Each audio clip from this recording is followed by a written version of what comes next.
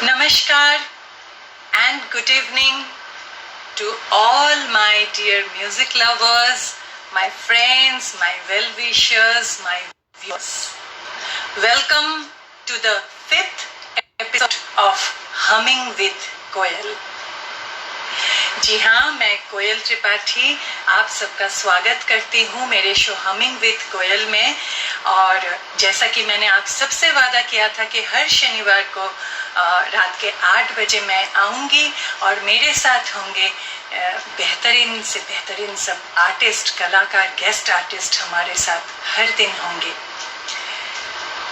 आज मैं जो हमारे गेस्ट आर्टिस्ट जो कलाकार हैं उनके बारे में मैं बहुत कुछ बताऊंगी आप सबको, क्योंकि वो एक इस लेवल के आर्टिस्ट हैं और मैं बहुत खुश हूँ कि उन्होंने हाँ कहा है हमारे इस शो में आने के लिए। लेकिन हर बार की तरह इस बार भी मैं कुछ पहले ज़रूर आप लोगों को सुनाऊंगी 2 लाइन और उसके बाद मैं हमारे गेस्ट आर्टिस्ट को आप सबके सामने लेकर आऊंगी।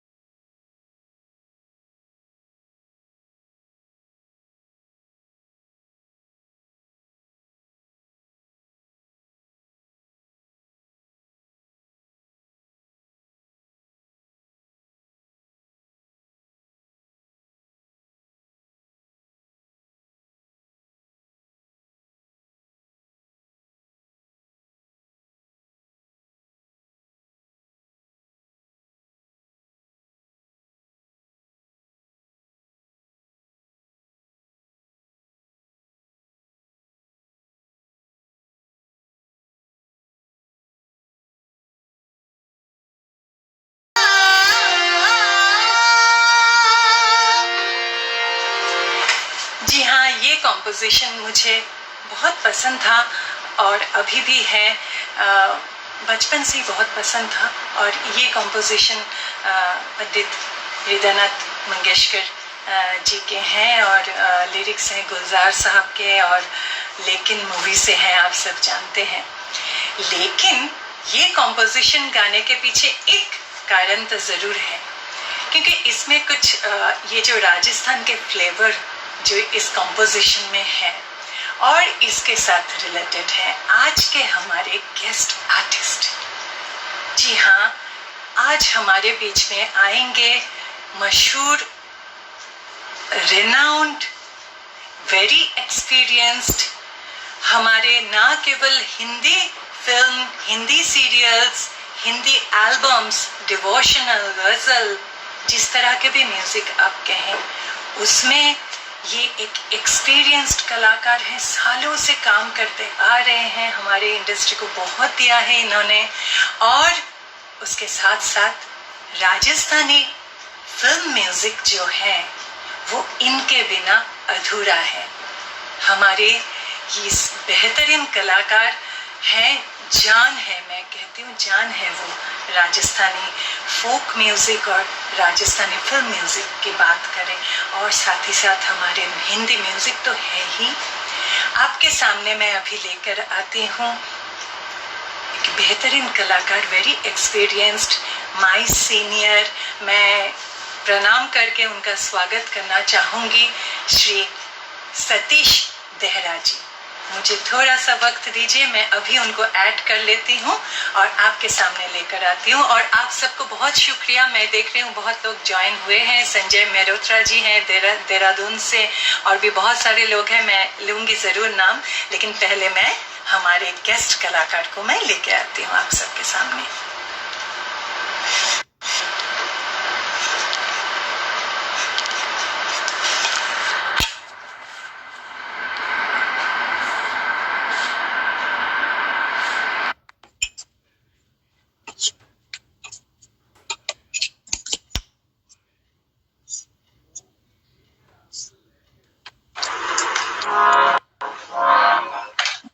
हमारे सामने, आप सबके सामने सतीश जी, आपका बहुत बहुत बहुत स्वागत है इस शो हमिंग विद कोयल में। मैं बहुत खुश हूँ कि आपने हाँ कहा है इस शो में आने के लिए। प्लीज कुछ कहें। मुझे भी बहुत अच्छा लग रहा है कोयल जी। आपके हर कार्यक्रम और आपके हर आर्टिस्ट जो इसमें आते हैं उन सबको मैं देखता हूँ, सबको सुनता हूँ, और स्पेशली आपको बहुत सुनता हूँ। और आपके कार्यक्रमों में भी मैंने बहुत शिरकत की है कई बार, बहुत अच्छा लगता है। और इतना आपका एक्सपीरियंस है तो झलकता है, पता चलता है। तो मुझे भी बेहद खुशी है आज के कार्यक्रम में जुड़ने की।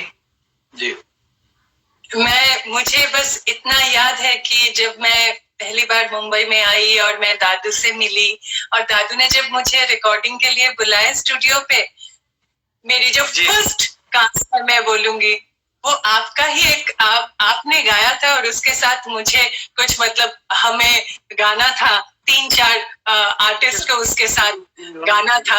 ये मेरा फर्स्ट मुंबई में काम था। तो तब से मुझे पता है कि सतीश देहरा जी क्या है और कितने एक्सपीरियंस के साथ सालों से आप काम कर रहे हैं।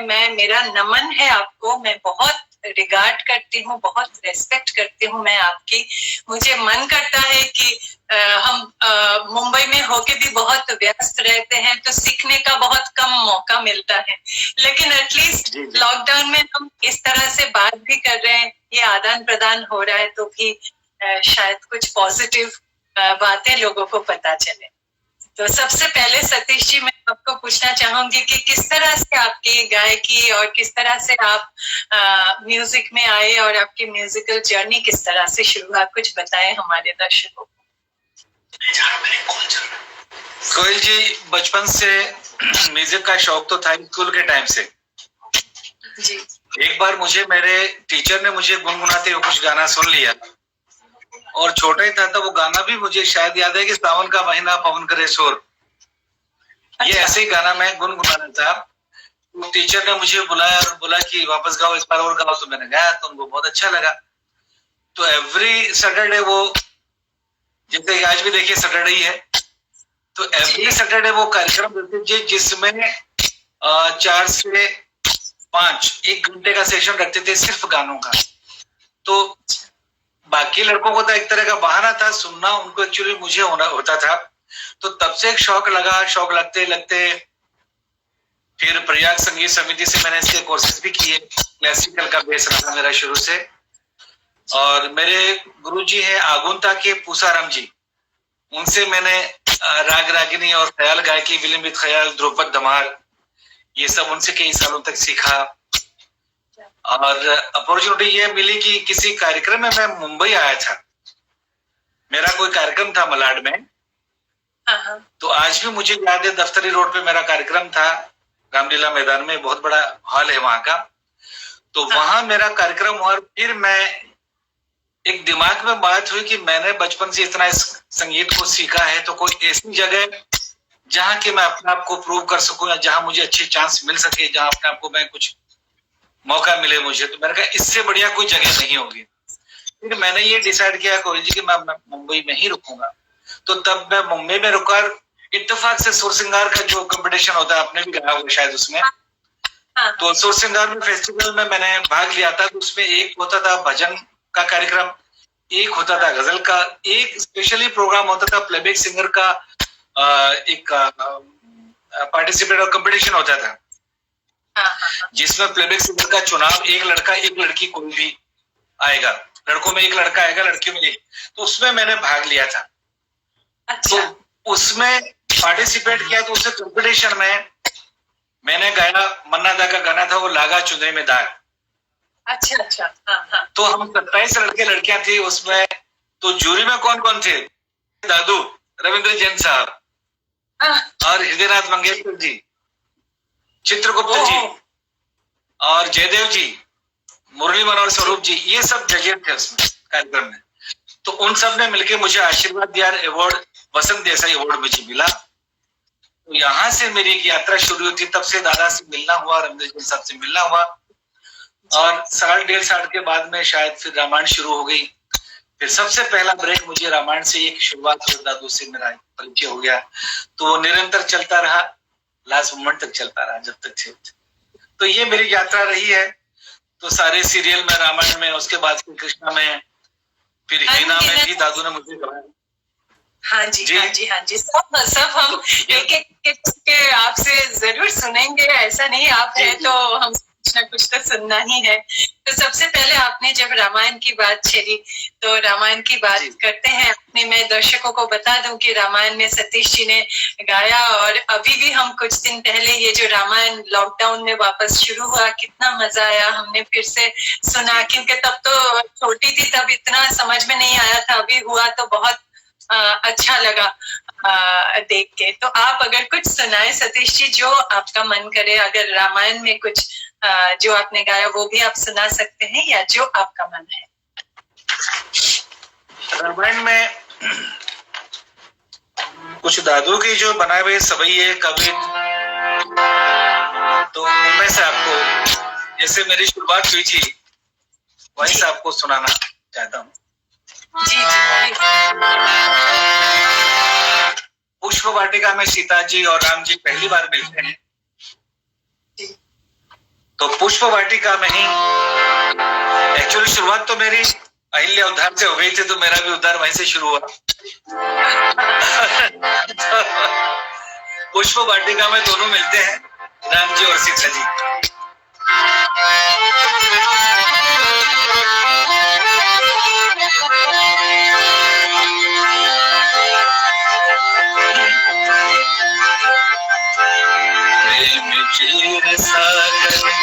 वाटिका में आज मिले, दृष्टि एक दूसरे को दे गई।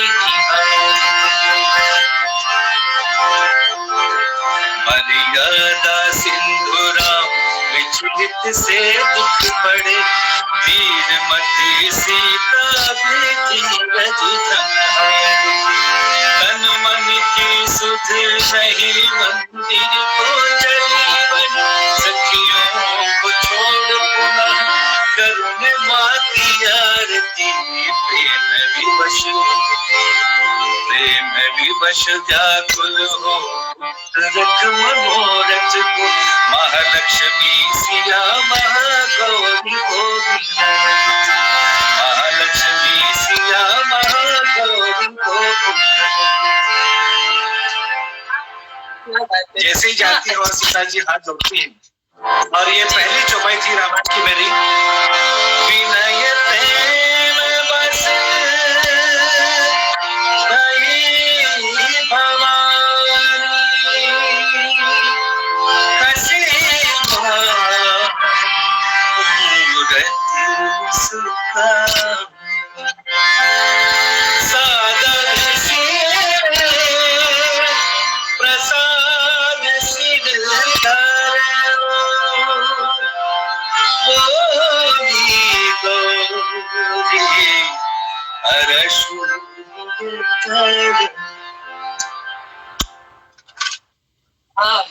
तो यहाँ से यहाँ से मेरी एक शुरुआत हुई रामायण की। जी और एक खास बात आपको ये बताना चाहूंगा जी कि वैसे तो रामायण में बहुत जहां जहां, क्योंकि बाकी सिंगर्स तो आते जाते थे, कुछ सिंगर थे जो परमानेंट थे, उनमें से एक मैं था। हाँ हाँ हाँ, तो बिल्कुल हम परमानेंट थे। कोई भी, जैसे कभी सुरेश जी ने गाना गाया, कभी हेमलता जी भी रहती थी, और कभी कभी मुन्ना अजीज आते थे कभी। लेकिन जो मेन कभी कहीं कुछ भी हो तो जैसे चलो भाई हमने गाया। तो इस तरह से एक गाना आपने देखा होगा कि जो रामायण में बहुत प्रचलित हुआ, राम जी की सेना चली। हाँ हाँ, बहुत तो बहुत ये दर्शकों को, आपको और सबको बताना चाहता हूं कि ये गाना बहुत मंच पे भी दादू गाते थे, हम लोग सब साथ में गाते थे। और पहली बार जब ये ट्रैक पे गाते तो महेंद्र कपूर जी गाते हैं। सेकंड में जब ये रिपीट होता है ट्रैक, ये गाना, हाँ, जब सेतु बन चुका होता है लंका पे चढ़ाई करने के लिए, तो हनुमान जी बोलते हैं कि पहला चरण भगवान आपका रखिए सेतु पे। तो उस समय ये फिर से एक बार दोबारा होता है ये गाना, राम जी की सेना चली।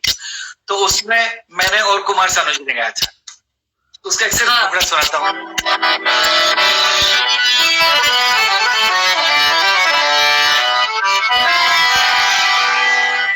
राम जी को संग ले, वेग ले उमंग ले, राम जी को संग ले, वेग ले उमंग ले, राम जी की सेना चली, राम जी की सेना चली, श्री राम जी की सेना चली, राम जी की सेना चली, पापियों के नाश को, धर्म के प्रकाश को, पापियों के नाश को, धर्म के प्रकाश को, राम जी की सेना चली, राम जी की सेना चली। हर हर महादेव, हर हर महादेव।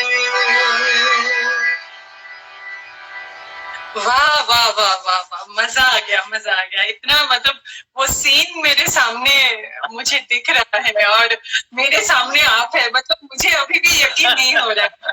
और इसीलिए मुझे लगा कि सतीश जी जब आएंगे शो पे, सतीश जी से बहुत कुछ सुनना है, क्योंकि वैसे तो इस तरह से हमारे बैठना होता नहीं है। आप भी इतना बिजी रहते, बिजी आर्टिस्ट है आप हमारे इंडस्ट्री के। तो मैं कहूंगी जिस तरह से आपने कहा ना कि परमानेंट सिंगर थे आप दादू के, वो तो दादू के अंतिम दिन तक आप परमानेंट सिंगर थे। और अभी भी दादू नहीं है तो भी आप इंडस्ट्री के परमानेंट सिंगर, मतलब हर जगह पे आप हैं। आज भी इस तरह के कोई शोज वगैरह होते हैं तो मिसेस रविंद्र जैन, हमारी प्यारी भाभी जी, जैसे दिव्या भाभी जी हैं, तो उनसे बात होती रहती है, कार्यक्रम में मिलना जुलना होता रहता है। उनका भी उतना ही कार्य जितना दादा प्यार करती। तो ये सिलसिला चलता रहा। भाभी जी और ये सिलसिला है वो बहुत अच्छे से आगे लेकर जा रही है, इसीलिए हम सबका प्यार है भाभी जी के साथ। और जरूर भाभी जी इस तरह से वो आगे लेकर जा रही है तो हम सब जुड़े हुए हैं इसलिए। और आपका तो बहुत ही लगाव दादू के साथ सालों तक रहा है, तो मैं भी बहुत बाद में आप सबके साथ ज्वाइन हुई हूँ, लेकिन बस बिल्कुल आप भी कार्यक्रम में कई बार आप आते ही हैं, दादू का हर कार्यक्रम में रहती है, मैंने देखा आपको। जी, मेरा जी बताऊं, सबसे ज्यादा मैं दादू से बहुत जाके, जब दादू खाली होते थे ना, जब कोई नहीं होते थे बहुत सारे लोग, मैं प्रेफर करती थी मुझे टाइम दादू का मिल जाए और हम बैठ जाते थे कई लिटरेचर लेकर, कई चीजें लेकर। कभी कभी दादू का फोन आ जाता था रात के 12 बजे की कुछ रविंद्रनाथ टैगोर के बारे में, अगर दादू को पता कर, क्योंकि वो एकदम बहुत फॉलोअर थे रविंद्रनाथ टैगोर के। तो दादू कहते थे कि इस बार मुझे यहाँ पे अटक कर, मुझे तेरे साथ बैठना है। ऐसा बहुत कई बार हुआ है कि मैं गई और दादू खाली बैठे हैं और बस तभी हमारे वो सब बातें शुरू होती थी। एनीवेज ये सब बातें हमारे चलेगा ही।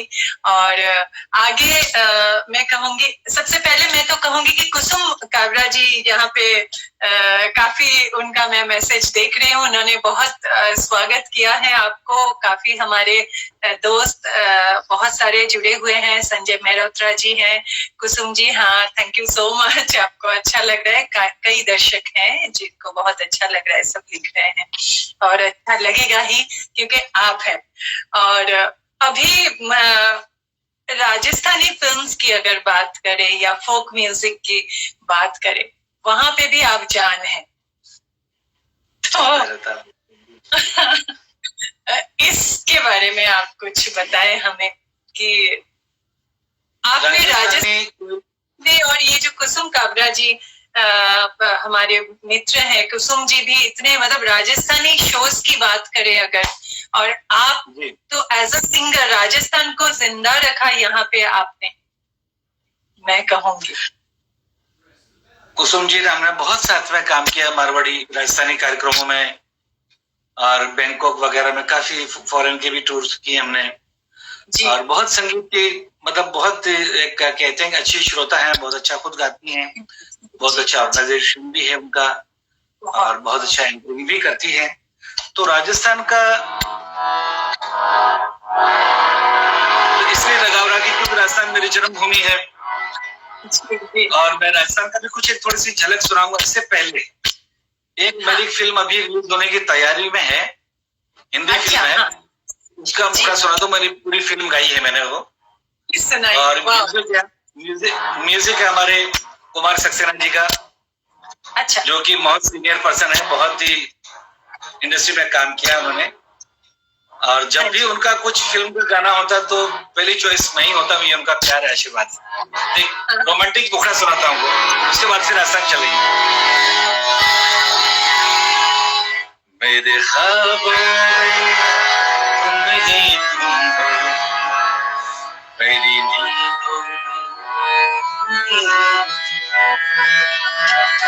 मेरे ख्वाबों मेरे ख्वाबों में नहीं तुम हो, मेरी नींदों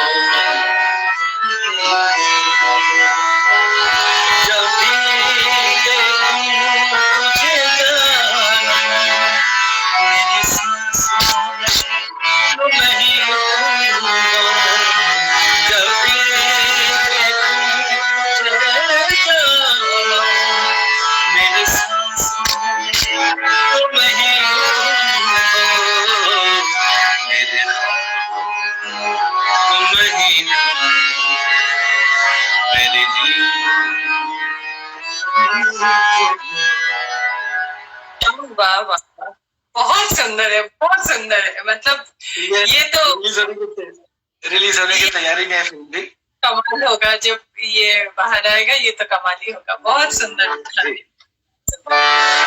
और आपने जैसे अभी केसरिया बालम सुने तो आपने थोड़ा राजस्थान के थोड़ा फ्लेवर दिमाग में डाल दिया मेरे, तो जी, मैं जी। थोड़ा सा एक झलक सुनाना चाहता हूँ।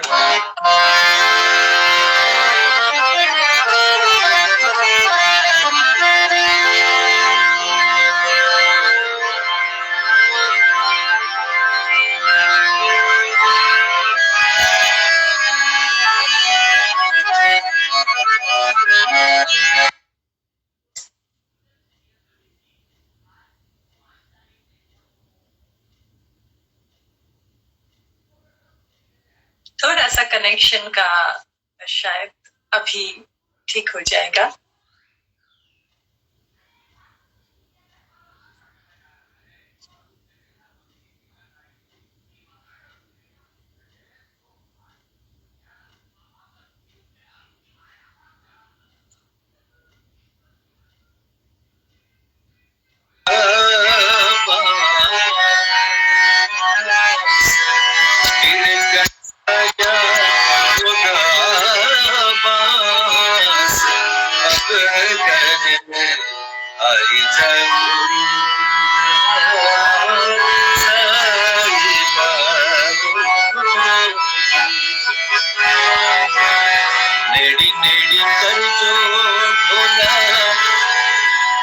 का कहती है कि छप्पर पुराना ढोला पड़ रहा जी, मतलब जो छपरे पीछे पुराने जमानों में होते थे, वो तुम प्रदेश में हो और इतना टाइम हो गया तुमको प्रदेश गए हुए, बहुत टाइम हो गया है, अब ये सब पुराने लग रहे हैं, तुम आ जाओ। एक कॉलिंग है उसमें,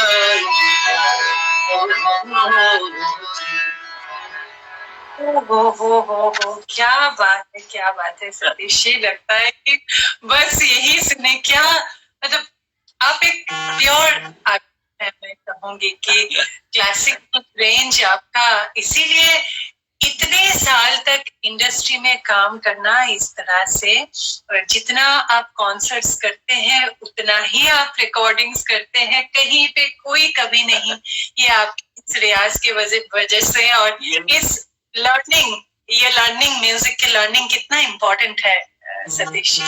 अभी कोयल जी एक चीज आपको और बताना चाहूंगा कि पिछले कई सालों से सिंगिंग तो मेरा चल ही रहा है जी। लेकिन पिछले 10 साल से मैंने म्यूजिक डायरेक्शन भी शुरू कर दिया है।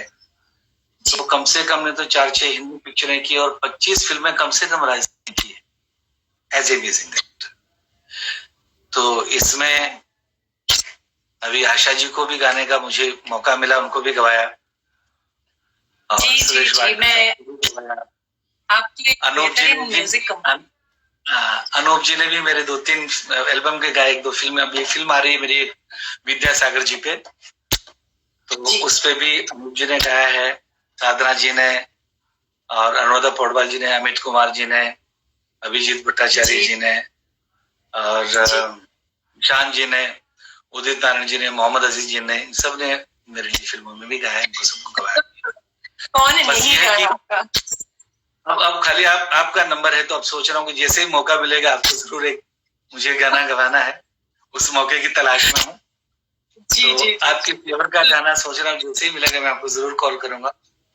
तो thank you so much, it will be an honour for me अगर कभी जरूर इन फ्यूचर जरूर हम कुछ ना कुछ तो बस भगवान से यही प्रार्थना है कि जो संकट अभी है वो संकट जिस तरह से बिन बोले आया था वैसे बिन बोले वो चले जाए। बस वही है कि अब उसका इंतजार है। ईश्वर की कृपा अगर हो जाए तो हम सोच रहे हैं कि हम कगार पे हैं कि इससे जल्दी निजात पाएं, जल्दी मुक्त हो जाएं, क्योंकि अब अगर ये बहुत बढ़ गया तो बहुत देर हो जाएगी। तो ईश्वर से यही प्रार्थना है कि कोरोना से हम जल्दी से जल्दी मुक्त हो जाएं। और हम जहाँ मुंबई का तो खास मतलब बहुत ही सिचुएशन काफी हाथ से बाहर है, तो वो भी हमारे कि मुंबई थोड़ा सा अगर इसको कुछ कर पाए। बिल्कुल बहुत बहुत अच्छा लग रहा है। और अभी मैं जिस बात पे मैं आऊंगी वो ये है कि ये मैं थोड़ा सा गा के आती हूँ।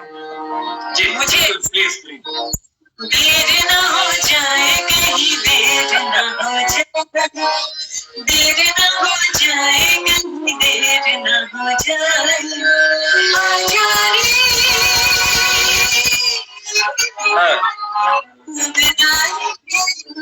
देर ना हो जाए कहीं, देर ना हो जाए, देर ना हो जाए कहीं, देर ना हो जाए। मैंने तो हम सब तो जब से ये फिल्म रिलीज हुई है तब से ये लाइन सब हर कोई गाते हैं, हर कोई गाते हैं, लेकिन जी जी इसी कॉम्पोजिशन को गाने वाले सतीश तेहरा जी आज हमारे साथ हैं। लता जी के साथ आपने ये गाया और ये कमाल का, मतलब लोगों तक इतना पॉपुलर हुआ, इतना लोगों ने पसंद किया। आप ये तो सुनाएंगे ही, उसके साथ साथ इसकी रिकॉर्डिंग, इस गाने के पीछे हिना के रिकॉर्डिंग कैसे, जो भी आपका एक्सपीरियंस है वो हमें शेयर कीजिए। कोयल जी, एक सबसे बड़ी बात बताऊं कि दादू के साथ में बरसों काम किया जी, लेकिन कभी भी दादू ने ये नहीं कहा कि कल तुमको गाना है। मुझे जब भी गवाया उन्होंने ऑन द स्पॉट गवाया। एक बार मैं नाम नहीं बताऊंगा, ये कृष्णा जो सीरियल अभी भी आप देख रहे हैं जी, तो बड़े हमारे सीनियर सज्जन थे, गा रहे थे और कम से कम नहीं तो 2 या 2.5 मिनट का गाना था और एडलिप पोर्शन था। अच्छा, एडलिप पोर्शन विदाउट रिदम के गाना आप समझ सकते हैं, हेडफोन पे ट्रैक पे गाना थोड़ा मुश्किल होता है। तो काफी देर तक चलता रहा। असली साउंड में रिकॉर्डिंग चल रही थी जी, तो जिनको बुलाया था तो थोड़ा उनके लिए मुश्किल हो रहा था। तो हम तो बस तैयार थे, हम तो बिल्कुल सेना की तरह खड़े होते थे। तो उनको बोले अपना जी आप आ जाइए, अभी आपके लिए दूसरा गाना निकालता हूँ। चलो सतीश जाओ माइक पे, इसको फटाफट गाओ, बहुत लेट हो गया, ये गाना भेजना है जल्दी। तो ऐसे करके दादू ने जब भी गाना तो हमने तो वो सब थोड़ा सा दादू के साथ रह के सारा कुछ सीख गए थे। तो फटफट वो, क्योंकि कॉर्ड्स के साथ में पूरी लाइनें चेंज होनी है तो गाना सुन तो रही थे, वहीं बैठे थे तो फटाक से वो गाना हो गया। ऐसे ही हिना के टाइम में महबूब में जब ये गाना रिकॉर्ड हुआ, देर ना हो जाए कहीं देर ना हो जाए, जी, तो दादू ने ऐसे ही बोला कि सतीश क्या कर रहा है कल। मैंने कहा जी दादू कुछ नहीं, आप बताएं आदेश करें। अरे कल गाना हो रहा है तो तुम आ जाओ कल महबूब में, लता जी भी आएंगी, देखो किस तरह से क्या मजा आएगा, गाना बहुत सुनने में बहुत मजा आएगा। मैंने कहा जी दादू हाजिर होता हूँ। तो साहब हम चले गए। तो अच्छा, आपको पता नहीं है कि आपको गाना है कभी? नहीं, तब तक कोई पता नहीं, तब तक कुछ पता नहीं। तो चले गए हम, ऐसे ही बैठे।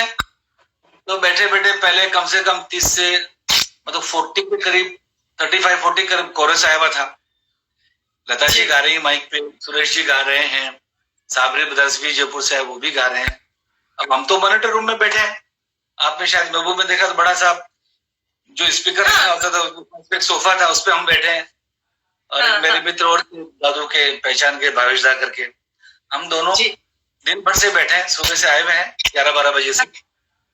तो अब आप बिलीव करिए, करते करते डबिंग हो चुकी रात के 9:30 बज रहे हैं, 10:30 बज रहे हैं।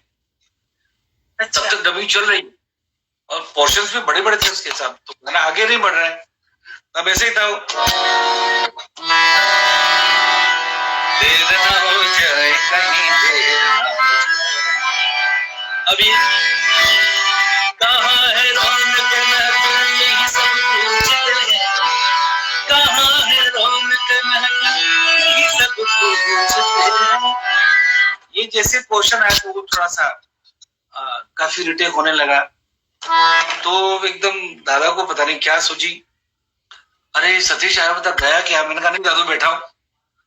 तो हमारे most senior singer Sushil ji को आप जानते ही हो, सुशील जी को बोला सुशील जी काम करो, ये 4-6 जो पोर्शन जो लाइनें हैं इनको लिखाओ जल्दी फटाफट। तो आप बिलीव करिए, तो टैगोर ना थे रिकॉर्डिस्ट, तो उन्होंने बोला कि एक बार कोरस को बिठा देते हैं, हम कोरस को बाद में करेंगे।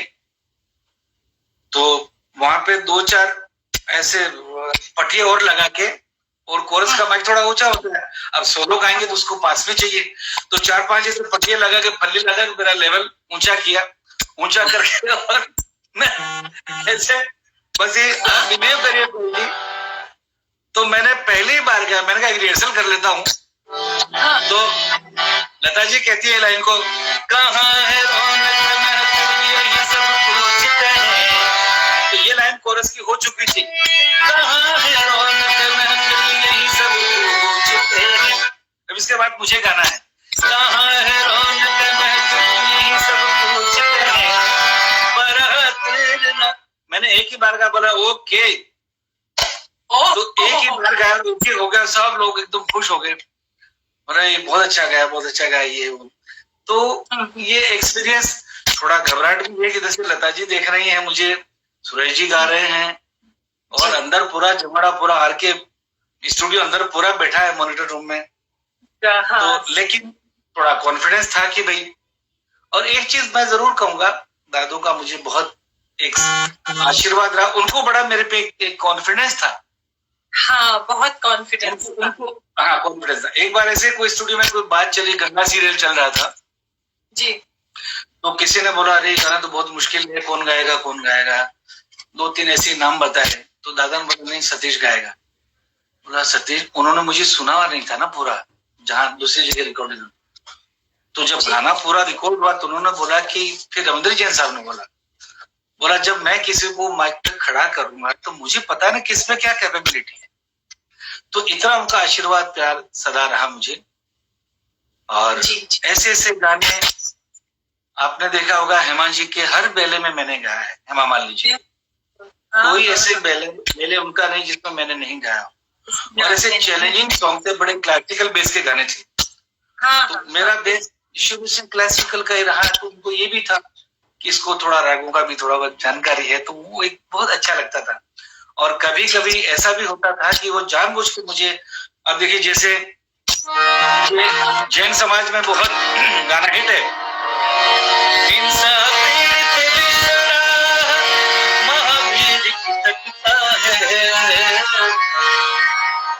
आज देखा जाए तो ये इस सिचुएशन पे बड़ा जाता है ये गाना हमारा। आज भगवान महावीर की हमें आवश्यकता है, क्योंकि कोरोना महामारी इस तरह की सारी दुनिया में फैल गई है। तो महाशक्ति का अवतरण हो और इसका नाश हो। महावीर वर्तमान को आवश्यकता है।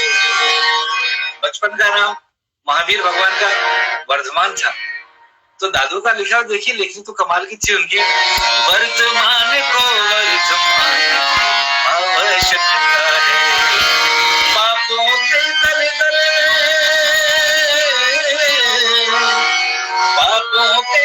दल में बस कर धर्म सिसकता है। वर्तमान को आवश्यकता, वर्तमान को तो ये दादा ने मुझे बोला तुम मेरे साथ में गाओ। मैंने कहा दादा आपका अच्छा, इसको डिवाइड गाना बना रहे हो। बोला नहीं तुम मेरे साथ में गाओ। ऐसा ही एक और पार्श्वनाथ जी भगवान का गाना था, सांवरिया पार्श्वनाथ शिखर पर भला विराजा जी, भला विराजा जी, ओ बच तो भला विराजा जी, भला विराजा जी, ओ बच तो भला विराजा जी, सांवरिया पार्श्वनाथ शिखर पर भला विराजा जी। ये मेरा और दादू का गाया था, बहुत प्रचलित ये भी।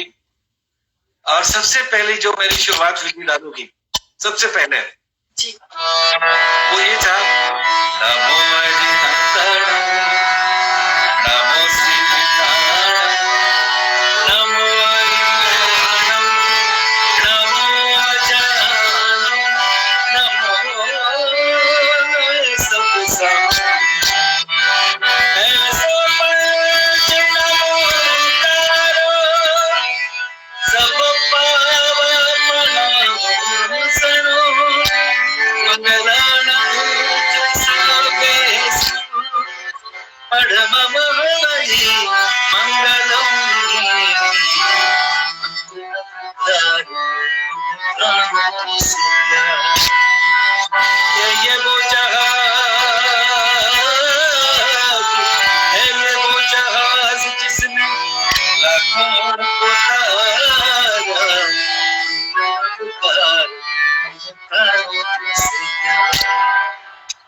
तो ये भी जैन समाज में हर घर में ये गाना सबने गाया, सबने इसको सुना है।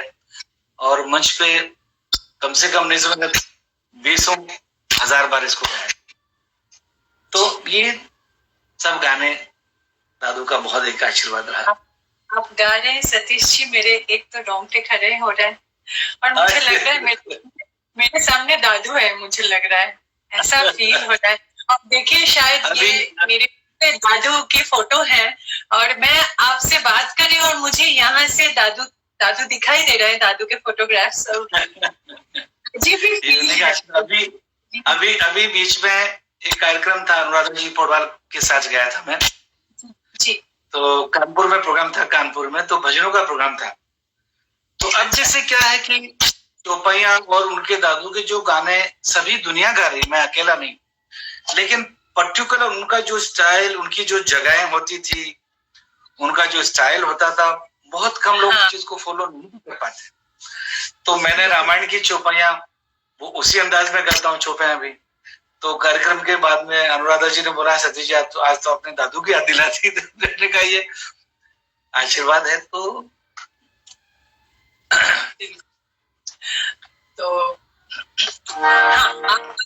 हाँ, देर ना हो जाए, थोड़ा बाकी है, वो अपने थोड़ा थोड़ा एक एक लाइन सुनाया, उसको थोड़ा सा और सुना दीजिए। मैं देख यहाँ पे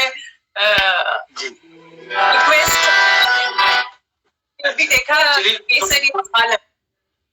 केसरिया बालम, वो तो आपने सुना किया ना। मैंने तो वाला पोर्शन ओरिजिनल मैंने नहीं सुना। अच्छा, वो सुना। हमारे जो राजस्थान में जो केसरिया बालम गाते हैं, वो उसका एक अलग जो टिपिकल अंदाज है, वो थोड़ा सा सुना रहा हूँ।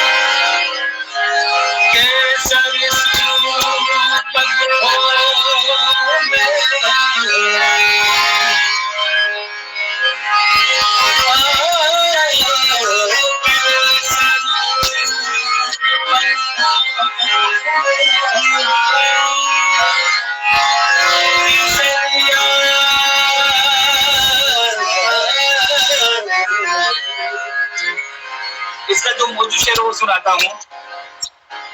साजन साजन में करूँ तो साजन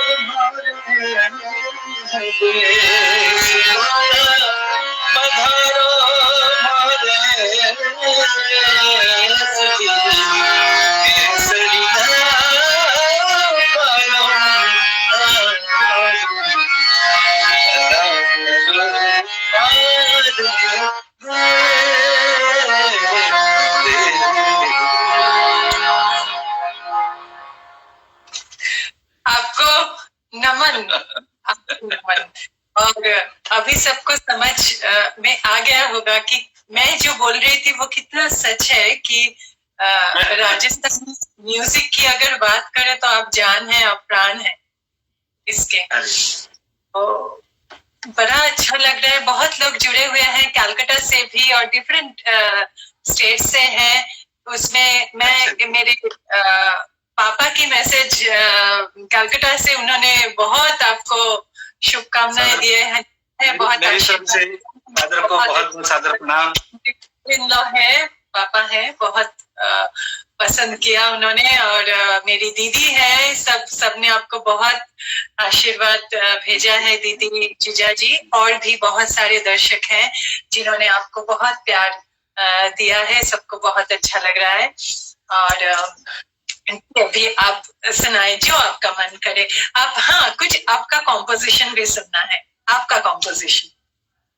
अच्छा,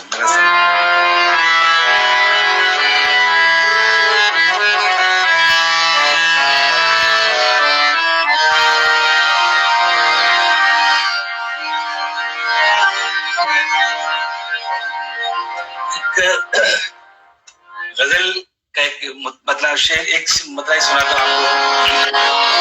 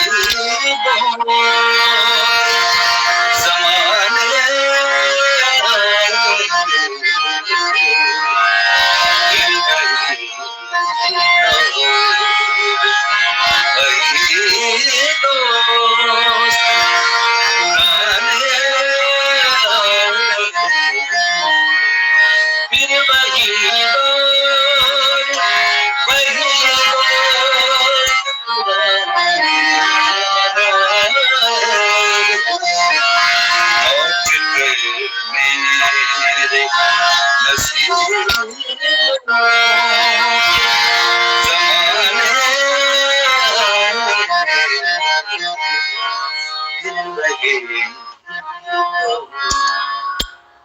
क्या बात है, क्या बात है सतीश जी। बस लग रहा है ऐसे ही सुनते जाऊं मैं। कितना अच्छा एक लग मुखड़ा और सुनाता हूं आपको, एक मुखड़ा और सुनाता हूँ।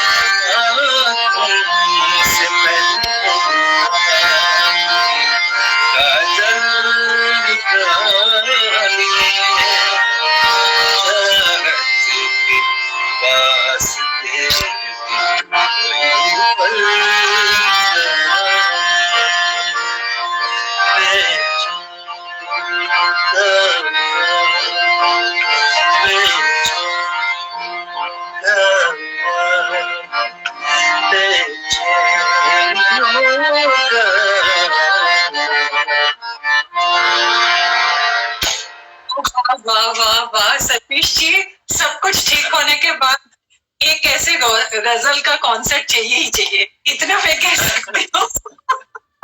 मतलब क्या मस्त है, इतना अच्छा लगा जी। कोई भी, मैंने अभी एक फेसबुक पे हाँ। मेरा एक गुलदस्ता, आपने शायद देखा होगा, मैंने एक नया इजाद किया है जी जी। उसपे पुराने लोगों के जो हमारे मोस्ट सीनियर हैं, गुलाम अली साहब हैं, मेहदी हसन साहब हैं, जगजीत साहब हैं, इन सब की गजलें जो कि आजकल गाने के लिए बड़ा माहौल ऐसा मिलता नहीं। और ऐसी बात नहीं कि सुनने वाले लोग नहीं है, ये बात गलत है। लोग कहते हैं कि लोग सुनते रहे, लोग सुनते हैं, सुनाने वाला चाहिए। ये मैं कहता हूं। ये मैं आपको ये कहती हूँ क्योंकि देखिए मेरी कोशिश यही रहती है कि इस तरह के कॉम्पोजिशन ही मैं, जितना आपको शायद पता होगा, लेकिन अभी मैं लॉकडाउन के पहले ही मैं दिल्ली में हमारे गजल के कॉन्सर्ट थे। मैं आपको क्या बताऊं कि इतने लोग थे और इतने मजे से सुन रहे थे, हर एक, यहाँ तक कि यंग जनरेशन में आपको बोल रही हूँ, हमारे साथ, मतलब मेरे साथ गा रहे हैं गजलें, हर एक लाइन में। मुझे इतना अच्छा लगा कि देखिए, हम, ऐसा नहीं है कि लोग सुनते नहीं है, हम कैसे पेश कर रहे हैं, हम दे रहे हैं कि नहीं दे रहे हैं, ये भी बड़ी बात है। तो जरूर हमारी आगे की कोशिश यही रहेगी और मैं तो बिल्कुल हूँ इसके लिए रेडी ऑलवेज, और हम बिल्कुल करेंगे इसको इस तरह के कॉम्पोजिशंस के साथ, इस तरह की गायकी के साथ।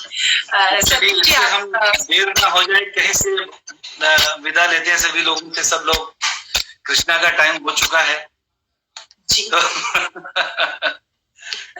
जाते जाते आप बस इतना मुझे कहिए कि मुझे नहीं, आप दर्शकों के ये जो नए सब आर्टिस्ट आते हैं या नए जो भी लोग सीख के कुछ करने की कोशिश कर रहे हैं म्यूजिक में, एज अ सीनियर आर्टिस्ट आप उनको क्या सलाह देना चाहेंगे, या किस तरह से प्रैक्टिस करने चाहिए नहीं चाहिए, सब कुछ जो भी जरूरी चीजें हैं वो टिप्स जरूर दीजिए। आप क्या कहेंगे? अभी देखिए कोयल जी, एक बात कहूंगा कि मैं पहली बात तो ये है कि नई जनरेशन जो हमारी है उनमें संगीत की एक इच्छा शक्ति जो बहुत जागृत हुई है।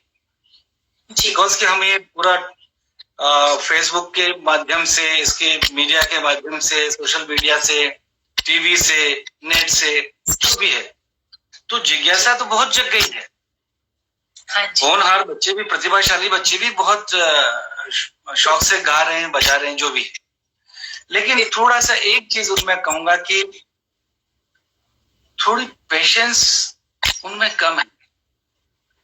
वो जल्दी रातों रात आके और एकदम टेक ऑफ करना चाहते हैं, तो वो थोड़ा सा इसको जब तक आप तजुर्बे से नहीं सीखोगे, उसमें क्लासिकल बेस नहीं सीखोगे, अच्छे गुरु की तालीम नहीं लोगे, तो सिर्फ आप जैसे अभी हरिहरन जी ने एक बड़ी अच्छी बात कही थी कि फेसबुक से कोई सिंगर नहीं बन सकता या बहुत अच्छा गायक नहीं बन सकता। ये चीजें सुनने के लिए ठीक है, आप खुद करो, उसके लिए आपको मेहनत करनी पड़ेगी, अच्छे गुरु की जरूरत पड़नी पड़ेगी और थोड़ा धीरज रखना पड़ेगा कि आप अगर एक्सपीरियंस आपका होना बहुत जरूरी है। कि अभी जैसे एक मान लीजिए कोई चीज है, हम सीधे सीधे गाएं तो सुर वही है, कंपोजिशन वही है, ताल वही है, स्केल वही है। एक मैच्योर सिंगर गाता उसी गाने को, उसी कंपोजिशन का फर्क अलग क्यों लगती, और एक एमेच्योर सिंगर गाता वही सब कुछ है, अलग क्यों लगता है? इट मीन्स कि समथिंग इज, कुछ कहीं कहीं कोई कमी है। वो चीज है आपके एक्सपीरियंस की, आपके तजुर्बे की। तो वो तजुर्बा आपको सीखते सीखते सीखते अच्छे लोगों की बहुत अच्छा सुनो, अच्छा रियाज भी करो। ऐसी बात नहीं कि आप अपने प्रोग्रेस के लिए कोशिश ना करें, वो जारी रखिएगा। टीवी पे आप जल्दी आना चाहते, जल्दी आके फिर जल्दी चले भी जाओगे, ये भी याद रखो। जितनी जल्दी आप करें उतनी जल्दी चले भी जाओगे, लेकिन अगर चले भी जाओगे, अच्छा काम है तो लोग आपको याद करेंगे, लोग आपको पूछेंगे। इसका प्रमाण हमने अपने आप ही किया, दूसरे पे किया। कि जैसे आप किसी चीज को अगर आप करते हैं तो बहुत पेशेंस के साथ करिए। बहुत गाना तो हर कोई गाता है, गानों को पहले समझना बहुत जरूरी। गाना क्या कहता है, गाने की क्या उसकी अदायगी है, उसके कहाँ, उसके तलफ्फुज कैसे हैं, उसका उच्चारण का आपको ध्यान रखना पड़ेगा, फील का ध्यान रखना पड़ेगा, कहाँ आपको आवाज का फोर्स लगाना है, कहाँ नहीं लगाना है। अगर आपका एफ नोट लग रहा है तो वो लगना चाहिए, इधर आपका पंचम लग रहा है तो वो लगना चाहिए। तो इस तरह की बहुत सारी बातें हैं। कभी कभी हम सिंपल गाने को इतनी जगह ले लेते हैं, उलझा के उसका जो कानों का रहस्य वो हम खुद ही खराब कर देते हैं। उसकी जरूरत नहीं है। एक छोटी सी चीज आपके वावा के लिए, इतनी छोटी सी अगर चीज हो तो उससे आदमी गदगद हो जाएगा। बहुत कुछ मत करिए, थोड़ा करिए मगर अच्छा करिए। जी बिल्कुल सही, कि जितना आप करें उसको सही तरह से गाएं, उसमें ही पता चल, इतने 2 लाइन में ही समझ में आ जाता है कि भाई आप, मैं कहता हूँ कि जैसे आजकल जैसे होता है कि बहुत सारे सिंगर से ऐसा जरूरी है कि आप हारमोनियम बजा के गाएं, लेकिन इसमें यह है कि ये चीज भी इसमें शामिल आपको याद होना चाहिए। नहीं तो आप क्या स्केल से गाओगे? कुछ लोग तो ऐसे भी जिनको कि गाते बहुत अच्छा सब कुछ, लेकिन उनको अब खुद का स्केल पता नहीं। अरे ऊंचा हो गया, नहीं नीचा करो, तो इसका डेफिनेशन क्या है? आप कहिए ना भाई मुझे एक माइनर कोड दीजिए, एक मेजर कोड दीजिए, या कल 2 दीजिए, कल 1 दीजिए। तो आप श्योर नहीं, इसका मतलब आपने सीखा नहीं, बैठ के गुरु से सीखा नहीं। तो ये चीजें पहले सीखो। जब आप बाहर जाते हो तो हर चीज आपको ऐसे कानों में पता चले। एक बार की बात बता दूं आपको, दादू की बात बताऊं।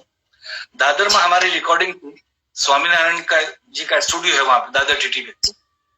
तो दादू का एकदम गला बैठा हुआ था,